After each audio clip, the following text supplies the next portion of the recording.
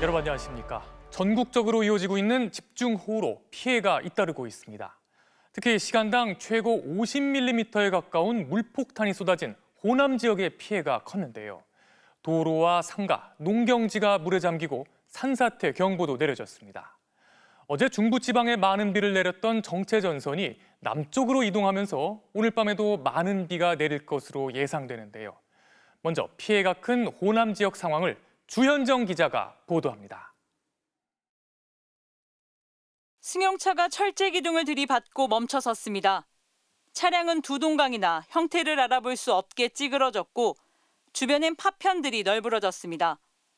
오늘 아침 8시 45분쯤 전남 장성 호남고속도로 천안 방향 북강산 나들목 인근에서 승용차가 빗길에 미끄러져 운전자가 크게 다쳤습니다. 오늘 하루 호남 지역을 중심으로 거센 장맛비가 내렸습니다. 담양엔 시간당 50mm에 가까운 집중호우가 쏟아지면서 하천 범람을 우려해 급히 물길을 내는 작업이 진행됐습니다. 또한 전남 북부와 전북 일부 지역에 산사태 경보가 발령되면서 위험 지역의 주민 80여 명이 대피했습니다. 광주 전남 지역은 침수 등으로 인한 인명 피해는 없었지만 강풍을 동반한 거센 장맛비에 맨홀 뚜껑이 들리거나 도로가 침수되는 등 60여 건의 피해 신고가 접수됐습니다. 사흘째 비가 이어진 전북에서도 침수 피해가 잇따랐습니다. 그제부터 지금까지 160mm가 넘는 비가 내린 전북 군산에선 한 아파트 지하 배수 펌프장 등이 침수돼 물빼기 작업이 진행됐습니다. 또한 부안에선 농경지 5헥타르가 물에 잠겼고 장수에선 102대간 종주 중이던 산악회원 21명이 불어난 계곡물에 고립됐다가 1시간여 만에 무사히 구조됐습니다. 장맛비가 계속 이어지면서 전라 지역은 하천 진출입로와 공원 탐방로, 둔치 주차장 등 600여 곳의 출입이 통제된 상황입니다. 광주 무등산, 전남 지리산 등 국립공원 탐방로도 모두 통제됐습니다. 현재 광주와 전남, 전북 일부 지역에 호우특보가 내려진 가운데 장맛비는 오늘 밤에도 이어질 전망입니다. 정체 전선상에 발달한 비구름대의 영향으로 내일 새벽까지 비가 내리겠습니다. 특히 전남 북부를 중심으로 시간당 30mm 내외의 강한 비가 내리는 곳이 있겠습니다. 소방당국 등은 많은 비가 내린 만큼 비가 잦아든 뒤에도 추가 범람이나 붕괴가 우려된다며 하천에 접근하거나 산에 오르는 일을 삼가달라고 경고했습니다. MBC 뉴스 주현정입니다. 어제 많은 비가 내린 수도권과 비구름의 영향권에 들어간 충청, 영남 지역에서도 피해가 속출했습니다. 빗길 교통사고가 잇따랐고 비바람에 넘어진 가로수가 주택가를 덮친 곳도 있었습니다. 남부지방에 계신 분들은 내일 새벽까지 매우 강한 비가 예상되는 만큼 각별히 주의하셔야겠습니다. 박진준 기자가 보도합니다. 승용차 2대가 뒤엉켜 있습니다. 오늘 아침 7시 40분쯤 경부고속도로 구미 방향 원평일교 부근에서 사고가 발생했습니다. 빗길에 미끄러진 차량들이 충돌한 겁니다. 이 사고로 편도 4차선 고속도로는 사고 처리 여파로 한때 극심한 정체를 보였습니다. 비슷한 시간 중앙고속도로 경북 예천 오암이교 인근에서도 빗길 교통사고가 발생하는 등 전국 곳곳에서 비로 인한 사고가 이어졌습니다. 침수 피해도 잇따랐습니다. 경기도 일산에서는 갑작스러운 폭우로 지하차도가 물에 잠겨 지나던 차량이 침수 피해를 입었고 일부 지역에서는 초속 15m가량의 강풍을 동반한 비바람이 불어 넘어진 가로수가 주택가를 덮쳤고 간판이 떨어지는 등 피해도 속출했습니다. 중부지방에 비가 집중된 여파로 금강홍수통제소는 오늘 오후 한때 충남 금산군 복수면 무남교 지점에 홍수주의보를 발령하기도 했습니다. 중앙재난안전본부는 이번 비로 인명피해는 발생하지 않았다고 밝혔습니다. 다만 전북 순창과 남원, 충남과 경북 등지에 호우특보가 유지되고 있는 상황입니다. 특히 많은 비로 지반이 약해지면서 충남 부여와 보령 등에 한때 산사태주의보가 발령돼 인근 주민 25세대가 잠시 대피하기도 했습니다. 지금까지 내린 비의 양은 충남 청양 193mm, 인천 서구 176.5mm, 강원 화천 168mm, 전북 익산 165.5mm 등입니다. 비는 남부지방을 중심으로 내일 아침까지 지속될 것으로 전망됩니다. 현재 영향을 주고 있는 정체전선은 북태평양 고기압의 세력에 떠받쳐 있기 때문에 완전히 남쪽으로 멀리 가진 못하고 그날 영향을 줄 것으로 예상됩니다. 기상청은 특히 오늘 밤까지 충남과 남부지방을 중심으로 시간당 30mm 내외, 새벽까지 경상도 일부 지역엔 50mm 이상의 매우 강한 비가 내리는 곳이 있겠다며 시설물 관리와 피해 예방을 당부했습니다. MBC 뉴스 박진준입니다. 오늘 새벽 부산의 한 아파트 단지에서 고등학생 3명이 함께 숨진 채 발견되는 충격적인 일이 벌어졌습니다. 숨진 세 학생은 모두 같은 학교에 다니고 있었는데요. 유서가 남겨진 것으로 전해졌지만 아직까지 정확한 사망 경위는 알려지지 않고 있습니다. 부산교육청은 자체 조사와 함께 해당 학교에 대한 특별 감사에 착수했습니다. 차현진 기자가 보도합니다. 오늘 새벽 1시 반쯤 부산의 한 아파트에서 10대 3명이 화단에 쓰러져 있다는 신고가 112에 접수됐습니다. 출동한 소방대원이 심정지 상태의 10대 여학생 3명을 발견해 병원으로 옮겼으나 끝내 숨졌습니다. 경찰은 이들이 모두 같은 고등학교에 다니는 친구 사이인 것으로 파악했습니다. 현장엔 유서도 남겨져 있었던 것으로 알려졌습니다. 같은 학교 학생의 사망 소식에 교육당국도 조사에 착수했습니다. 부산교육청은 교육감 주재로 긴급 대책회의를 열고 공동 대책반을 구성해 사망 경위를 자체 조사하기로 결정했습니다. 또한 해당 학교 운영 전반에 문제가 없었는지 교육감 직권의 특별감사도 진행하기로 했습니다. 학교 역시 사안의 중대성을 고려해 학교장 주재로 위기관리위원회를 소집하고 수습 방안 등을 논의했습니다. 부산교육청 관계자는 숨진 고교생들과 관련한 학교폭력 신고 이력은 현재까지 확인된 바 없다고 밝혔습니다. MBC 뉴스 차현진입니다. 이어서 특검 수사 소식 알아보겠습니다. 내란의 핵심 인물인 김용현 전 국방부 장관이 수사 지연으로 구속에서 풀려날 상황이 되자 특검이 전격적으로 추가 기소에 나섰죠. 이에 대해 김 전 장관이 부당하다면서 집행정지 및 이의 신청을 내는데요. 내란 특검이 어불성설, 말도 안 된다며 각하하거나 기각해달라는 의견서를 법원에 제출했습니다. 순직 해병특검은 윤석열 전 대통령에 대한 대면 조사가 당연하다며 수사 의지를 드러냈습니다. 구나연 기자가 보도합니다. 조은석 내란특검은 오늘 추가 기소가 잘못됐다며 김용현 전 국방장관 측이 낸 집행정지 및 이의 신청을 각하 기각해달라는 의견서를 냈습니다. 특검은 의견서에서 김 전 장관의 이의 신청이 절차적 문제가 있어 각하되어야 하며 이의 신청으로 문제 삼은 내용 자체도 어불성설이라 기각해야 한다고 주장한 것으로 확인됐습니다. 앞서 특검은 추가 구속영장 발부를 요청했고 김 전 장관 측의 반발에도 추가 기소한 사건을 맡은 재판부에서 오는 월요일 구속영장 신문이 열릴 예정입니다. 특검보들과 첫 상견례를 가진 순직 해병 이명현 특검은 윤 전 대통령 대면 조사는 당연하다고 했습니다. 서면 조사나 방문 조사 등의 편법이 아닌 불러서 조사하겠다는 의지를 강조한 겁니다. 출석 요구에 불응하면 체포영장을 청구하는 것이 원칙이라고도 했습니다.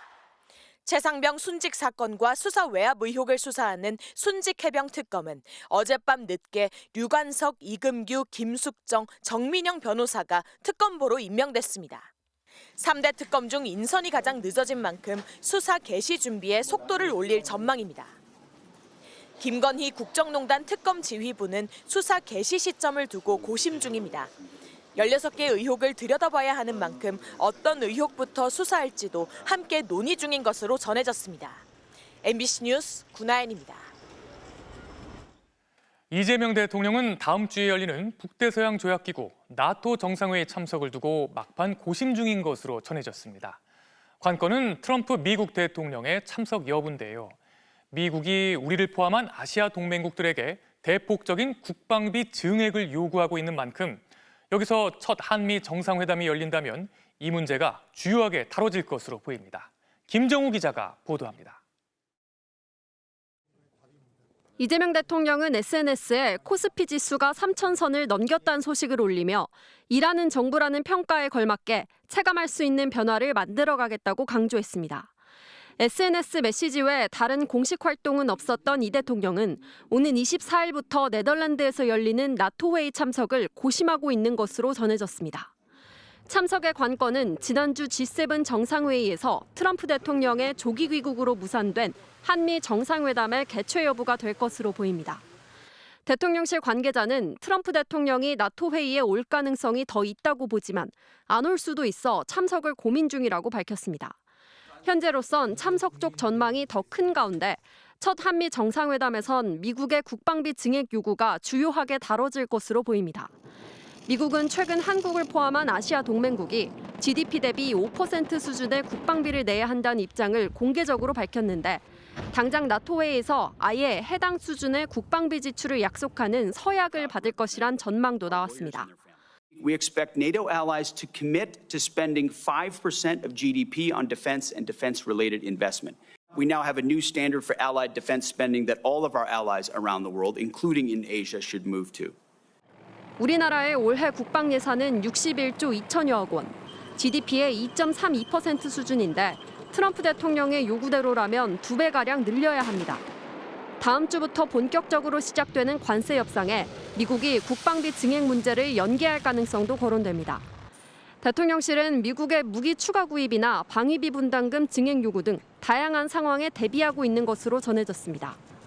국민의힘은 서방 국가와의 전략적 협력이 중요하다며 이 대통령의 나토 참석을 주장하고 있는데 내일 대통령과 여야 지도부 간의 오찬 회동에서도 나토 참석에 대한 대화가 오갈 것으로 보입니다.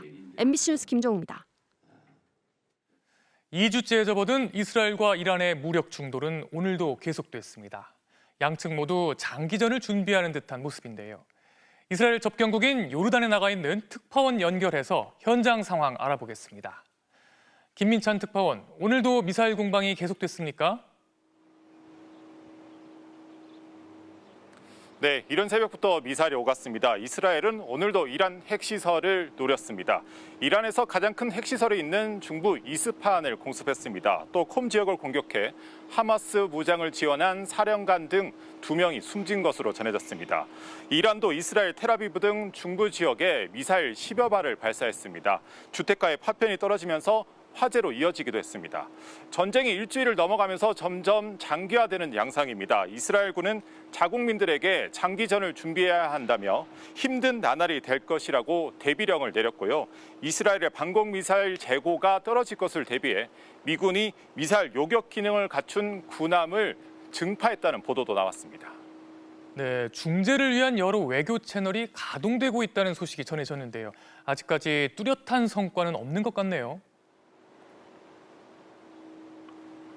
네, 스위스 제네바에서 유럽 주요 국가 이란의 외무장관이 3시간 넘게 만났지만 성과는 없었습니다. 오히려 이란의 자위권 행사는 물론 이스라엘 공습이 계속되면 협상을 하지 않겠다는 뜻을 재확인만 했습니다. 여기에 트럼프 대통령은 미국이 직접 이란과 회담을 하고 있으니 유럽은 의미가 없다 이렇게 평가절하하기도 했습니다. 트럼프는 2주 내에 이란의 핵포기를 거듭 강조했는데요. 그러면서 지금 상황에서 이스라엘의 공격을 말릴 수 없다고도 말했습니다. 직접 들어보시겠습니다. Well, I think it's very hard to make that request right now. If somebody's winning, it's a little bit harder to do than if somebody's losing. 이란도 물러서지 않았습니다. 이란 혁명수비대 고위급 인사는 모든 핵농축 물질이 안전한 곳에 있다며 이후에도 계속 보유할 것이라고 공개적으로 밝혔는데요. 지금 휴전도 약해진 적의 재정비를 도울 전략적 실수라며 강경한 뜻을 굽히지 않았습니다. 지금까지 요르단 암만에서 전해드렸습니다. 오늘 오전 경기 남양주에서 무면허 운전자가 몰던 SUV가 상가 은행을 들이받아 한 명이 다쳤습니다. 인천에서는 접근 금지 명령이 끝나자 일주일 만에 아내를 찾아가 살해한 60대 남성이 구속됐습니다. 사건 사고 소식 조건희 기자입니다. 차량 한 대가 상가 밖 인도를 올라타더니 건물 방향으로 돌진합니다. 가게에 있던 사람들은 충격에 놀라 사고 현장으로 달려나갑니다. 폭탄 터지는 소리가 났어요. 거기 가보니까 무서워서 들어갈 정도가 아니고 빨리 전화부터 해야겠다 해가지고. 오늘 오전 10시 반쯤 경기 남양주시 별내동의 한 상가에서 40대 남성이 몰던 SUV가 1층 은행으로 돌진했습니다. 이 사고로 현금 입출금기 앞에 있던 40대 남성이 허리를 다쳐 병원으로 옮겨졌습니다. 경찰은 운전자가 면허 없이 운전대를 잡은 것으로 조사됐다며 운전 중 지병이 발병했다는 진술을 토대로 정확한 사고 경위를 조사하고 있습니다. 오늘 오후 인천지법 모자와 마스크를 쓴 남성이 경찰에 붙들린 채 호송차에서 내립니다. 60대 남성은 인천 부평구의 한 오피스텔에서 아내를 흉기로 살해한 혐의로 오늘 영장실질심사에 출석했는데 잘못한 것이 없다는 취지로 발언했습니다. 돌아가신 아내분께 할 말 없으세요? 나는 잘했다고 여겨요. 이 남성은 지난해 12월 가정폭력 사건으로 접근 금지 명령을 받았지만 지난 12일 조치가 종료되자 일주일 만에 범행을 저질렀습니다. 인천지법은 이 남성에 대해 도주할 우려가 있다며 구속영장을 발부했습니다. 경찰은 계획범죄 정황이 있다 보고 범행 동기 등을 조사하고 있습니다. 주차 차량 위로 빨간 불길이 치솟고 소방대원이 진화 작업을 벌입니다. 오늘 낮 1시쯤 서울 성동구 성수동의 수입차 서비스 센터 옥상에서 불이 나 30분 만에 꺼졌습니다. 다친 사람은 없었지만 차량 3대가 불에 타는 등 재산 피해가 났습니다. MBC 뉴스 조건입니다. 은퇴 이후 어떤 계획을 갖고 계신가요? 노후 대비가 충분치 않아 은퇴 후에도 경제 활동을 하고 싶은 많은 중장년층이 편의점 같은 자영업을 선택하고 있는데요. 문제는 장사가 잘 되지 않아 장사를 할수록 빚만 늘어간다는 겁니다. 고령 자영업자들의 현실을 박소희 기자가 취재했습니다. 서울의 한 구청이 마련한 편의점 창업 설명회. 40명 정원이 다 찼습니다. 모두 40대 이상 중장년층입니다. 편의점 경쟁이 심하다는 걸 알면서도 사람들이 몰렸습니다. 생각보다 초기 비용이 많이 안 들어서 메리트가 있다라고 생각을 하게 됐어요. 일을 하고 싶어도 자영업 말고는 답이 없다고 합니다. 65를 넘으면 갈 데가 없어요. 알바고 뭐고 더군다나 70을 넘으면 아무것도 할 수가 없는. 10년 전부터 고령의 자영업자가 크게 늘고 있습니다. 국내 자영업자 10명 가운데 거의 4명이 60세 이상입니다. 주로 진입 장벽이 낮은 숙박과 음식업, 도소매업에 몰려 있습니다. 15년째 치킨집을 운영해온 60세 이현수 씨. 종업원도 없이 거의 한 달 내내 일하지만 카드값도 제때 못 낸다고 합니다. 나만 장사가 안 되나 한 바퀴를 돌아본다니까. 내 역시나 다 똑같아요. 주변에. 연금도 모아둔 자산도 충분치 않아 일을 그만둘 수도 없습니다. 내 나이에 어디 설거지라도 알아보려니 그것도 누가 안 써주고 막막해요. 해야 할 일이 없어. 60세 이상 고령층 취업자 수는 사상 처음으로 700만 명이 넘었습니다. 61%는 질이 낮은 비정규직이고 평균 임금도 낮습니다.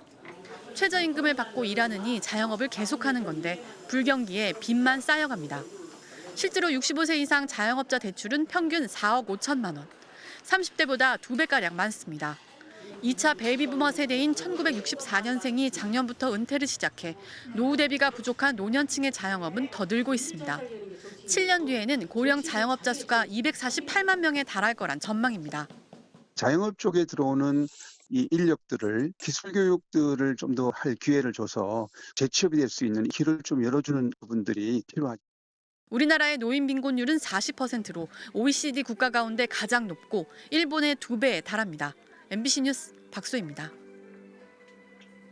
고속도로 통행료를 내지 않고 미납하는 건수가 매년 늘고 있지만 단속반이 일일이 체납 차량을 찾아가 징수하는 방식이기 때문에 단속 확률이 낮았는데요. 인공지능에게 체납 차량의 경로를 학습시켰더니 체납차가 나타날 위치를 예측해 단속 적중률이 90%까지 높아졌다고 합니다. 전효정 기자가 단속 현장을 함께 나가봤습니다. 새벽 시간 증평의 한 고속도로 요금소에 대형 화물차가 들어섭니다. 한국도로공사 단속반이 하이패스 차로를 빠져나오는 차량을 멈춰 세웁니다. 차량 미납하신 거 아시죠? 고속도로 차량 미납. 알고 계세요? 납부를 하셔야 될 것 같은데. 예, 납부하셔야죠. 알고 보니 2022년 12월부터 198회에 걸쳐 통행료 528만 원을 내지 않은 차량입니다. 지금 카드 잔액이 없어가지고 계속 미납하고 다니세요.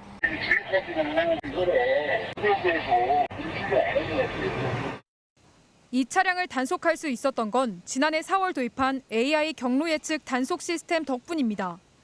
고액 체납 차량이 고속도로를 통행한 데이터를 AI 시스템이 자동으로 학습해 언제 어떤 요금소를 통과할지 미리 알려주고 있습니다. 한국도로공사는 통행료 미납 횟수가 100건 이상, 미납 금액이 300만 원이 넘는 상습 체납 차량을 대상으로 AI로 체납 차량 경류를 예측해 단속하고 있습니다. 단속반이 체납 차량의 주행 구간과 요일 등을 일일이 따져 단속할 때는 적중률이 25%에 그쳤는데 AI 시스템을 활용하니 적중률이 90%까지 올라갔습니다. 경로 데이터의 학습을 통해 예상 체납 차량의 예상 출구, 예상 소요 시간, 적중률을 알림톡으로 발송합니다. 이를 바탕으로 보다 체계적으로 단속함으로써 적중률이 90%까지 향상되었습니다. 지난해 AI 시스템을 도입한 이후 고속도로 통행료 체납 차량 단속 대수는 1.6배, 단속 금액은 1.2배 늘었습니다. 도로공사는 하이패스 보급률이 높아지면서 최근 5년 사이 통행료 미납 금액이 5배 가까이 늘었다면서 AI를 활용한 단속을 강화하겠다고 밝혔습니다. MBC 뉴스 전유정입니다. 이재명 대통령과 여야 지도부가 내일 대통령 관저에서 오찬을 갖습니다. 여야는 현재 정부가 제출 예정인 30조 원의 추가 경정 예산안 처리 등을 두고 팽팽하게 맞서고 있는데요. 내일 회동을 계기로 교착 상태에 놓인 여야 협상이 돌파구를 찾을 수 있을지 주목됩니다. 지은수 기자입니다. 어차피 자주 볼 건데 미룰 필요가 있냐는 이재명 대통령의 전격 제안에 성사된 회동. 취임 18일 만입니다. 내일 회동에는 민주당에선 김병기 당대표 직무대행 겸 원내대표, 박상혁 수석대변인, 국민의힘에선 송원석 원내대표와 김용태 비상대책위원장이 참석할 예정입니다. 대통령실은 첫 회동인 만큼 의제 제한 없이 허심탄회한 대화를 나눌 것이라고 설명했습니다. 취임 때부터 협치를 강조한 이 대통령인 만큼 야당 요구라도 수용할 수 있는 건 들어줄 것이란 예상도 나왔습니다. 이번에 만나는 것 자체가 그냥 의미가 있다고 생각하고 얻으실 걸 충분히 요구하면 이재명 대통령이 무조건 야당 요구를 하고서 안 들어주진 않을 거다. 하지만 대통령실과 여야 간의 공감대 형성을 장담하긴 어렵다는 분석도 나옵니다. 정부는 오는 23일 국회에 제출할 30조 규모의 추가 경정 예산안을 국회에서 신속하게 처리해야 한다는 입장입니다. 이를 위해선 국회 원구성이 먼저 마무리돼야 하는데 국민의힘이 법사위원장과 예결위원장 자리를 요구하면서 여야는 평행선 논의를 이어가고 있습니다. 민주당은 법사위원장 자리는 협상의 대상이 아님을 분명히 했는데 국민의힘 측은 할 얘기는 하겠다며 당장 내일 회동에서도 해당 문제를 거론할 것이라고 못 박았습니다. 여당이 되셨으면 법사위 정도는 저희가 해야 되는 게 너무 당연하고 실제적으로 저희 지금까지 모든 그 국회의 구성을 봤을 때 단 한 번도 이렇게 같이 간 사례가 없습니다. 또 24일 시작될 김민석 총리 후보자에 대한 도덕적, 불법적 이슈도 언급될 수 있다고 밝혔는데 인사청문회를 둘러싼 대통령실과의 기싸움도 예상됩니다. 하지만 이 대통령이 야당과 대화의 물꼬를 직접 트겠다는 의지를 내비친 자리인 만큼 회동을 계기로 양당 지도부가 시각차를 얼마나 줄일 수 있을지 관심이 쏠립니다. MBC 뉴스 지은수입니다. 지난해 12월 179명이 숨진 제주항공 여객기 참사를 수사 중인 경찰이 국토교통부와 한국공항공사 직원, 방위각 시설 관련 업체 관계자 등 15명을 추가로 입건했습니다. 경찰은 관제 업무 담당자들이 조류 움직임을 제대로 보고하지 않았고 콘크리트 구조물 형태의 방위각 시설을 활주로 끝에 설치한 것이 문제라고 보고 수사하고 있습니다. 경찰은 앞서 유족 측이 고소한 국토부 장관과 제주항공 대표 등을 포함해 모두 24명을 수사하고 있습니다. 요즘 가방에 인형이나 열쇠고리 등을 달아 꾸미는 게 유행인데요. 이 인형을 보신 적이 있으신가요? 큰 눈과 죽은 깨, 뾰족한 이빨이 특징인 중국의 캐릭터 인형 라부부입니다. 엄청난 인기에 중국에서는 몇십 배 웃돈을 줘야 살 수 있고 우리나라 매장에서는 안전을 위해 판매를 중단하기도 했습니다. 라부부에 열광하는 이유가 무엇인지 베이징 이피리 특파원이 취재했습니다. 중국 쇼핑몰의 한 자판 기업. 사람들이 화면 속 QR코드를 두고 쟁탈전을 벌이고 또 다른 자판기 앞에서는 두 남성이 몸싸움을 벌입니다. 모두 라부부 인형을 갖기 위해서인데 공식 매장에서는 좀처럼 라부부 인형을 구할 수 없기 때문입니다. 目前是没有补货的，就目前买不了，只能等我们什么时候补货的话，就可以在小程序里面抢。 9개의 이빨을 가진 라부부는 못생겼지만 귀여운 모습이 특징입니다. 개성을 중시하는 젊은 층이 매력을 느꼈고 랜덤 박스에 희귀 제품을 섞어 놓는 판매 전략은 소비자들의 구매욕을 자극했습니다. 이 같은 인기에 지난해에만 전 세계에서 30억 개의 라부부 인형이 판매됐습니다. 급기야 중고시장 가격은 원래 가격을 훌쩍 뛰어넘었습니다. 중고시장에서 라부부의 가격이 30배 가까이 치솟으면서 재판매를 노린 전문 업자들까지 구매에 뛰어들고 있습니다. 청도의 한 매장에서는 매장 개점과 함께 제품을 싹쓸이하는 모습이 포착됐고 상해의 한 팝업 스토어 주변에는 비싼 가격에 라부부를 사겠다는 사람들이 구매자를 따라다녔습니다.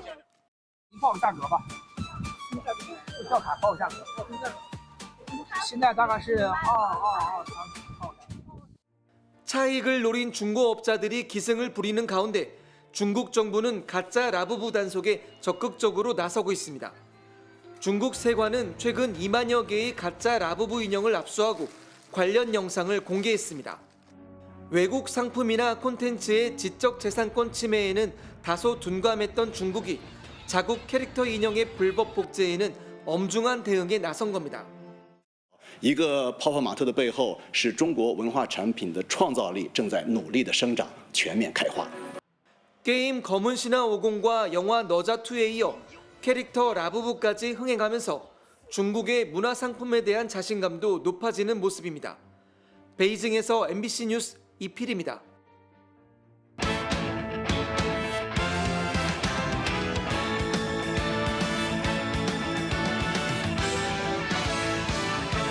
토요일 밤 스포츠 뉴스입니다. 유럽 무대 첫 시즌을 마친 토트넘의 양민혁 선수가 전 소속팀 강원을 찾았습니다. 임대 신분이 끝난 만큼 토트넘 유니폼을 입고 많은 경기를 뛰고 싶다고 포부도 밝혔는데요. 박재훈 기자입니다. 휴식기를 맞아 친정팀 강원을 방문한 양민혁.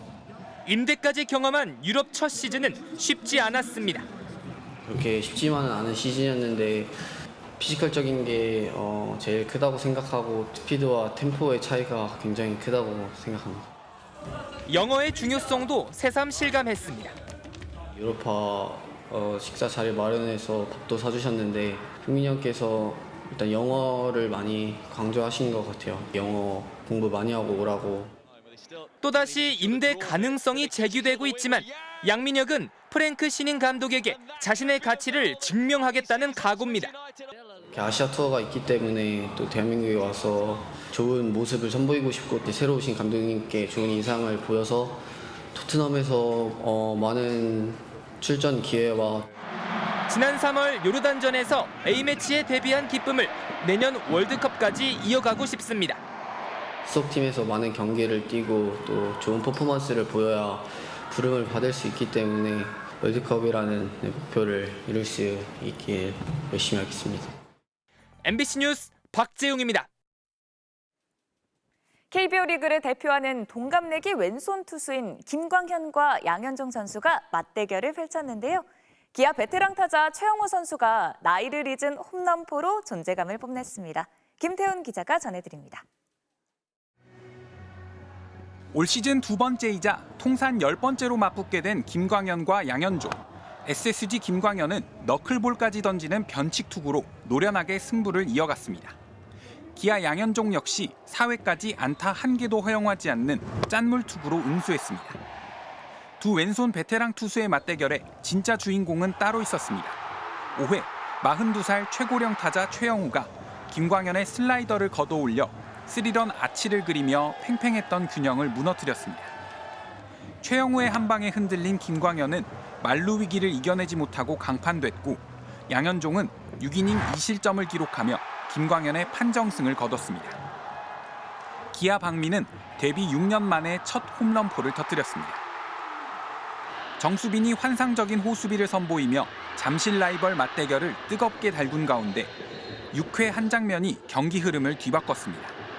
1-3루 위기에서 LG가 견제에 성공했지만 런다운 상황에서 손주영의 안일한 수비로 주자를 살려보내고 말았습니다. 이후 절묘한 연속 내야 안타가 나오면서 두산이 다시 리드를 잡는 묘한 상황이 벌어졌습니다. MBC 뉴스 김태훈입니다. 여자 탁구 간판 신유빈 선수가 한 달 만에 나선 국제대회에서 혼합 복식과 여자 복식 모두 결승에 올랐습니다.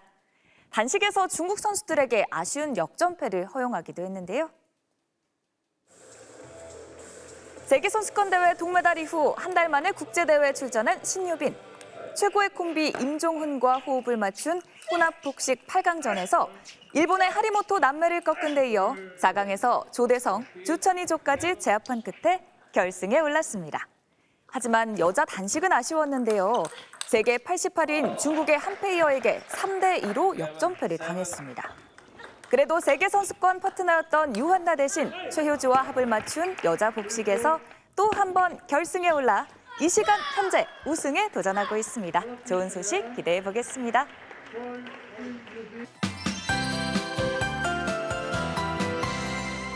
오늘은 주로 충청과 남부지방을 중심으로 많은 비가 쏟아졌습니다. 오늘 저녁 순천의 모습인데요. 비바람이 강하게 불면서 화면이 울렁이고 있고요. 자동차도 물살을 가르며 이동하고 있습니다. 남부지방을 중심으로 호주의보가 내려져 있는데요. 영남지방으로 호특보가 갈수록 확대되고 있습니다. 내일 새벽까지 전남과 경상도 최고 100 이상, 전북과 제주에도 최고 80mm 이상 추가 폭우가 쏟아지겠습니다. 곳에 따라 시간당 20에서 50mm 안팎의 물벼락이 떨어지는 곳도 있겠습니다. 휴일인 내일은 장맛비가 그치면서 다시 더워지겠습니다. 낮 기온이 서울 29도, 청주 30도, 대구 29도로 오늘보다 2도에서 7도가량 오르겠습니다. 비는 내일 아침이면 대부분 그치겠고요. 차츰 맑은 하늘을 되찾겠습니다. 내일 아침 기온은 서울 19도, 청주 18도, 대구 19도로 출발하겠습니다. 한낮 기온은 서울 29도, 광주 28도, 부산 27도 안팎까지 오르겠습니다. 다음 주 초에는 제주와 남부지방에 주 후반에는 다시 전국적으로 장맛비가 내릴 전망입니다. 날씨였습니다. 토요일 뉴스데스크 여기서 마치겠습니다. 함께해 주신 여러분 고맙습니다.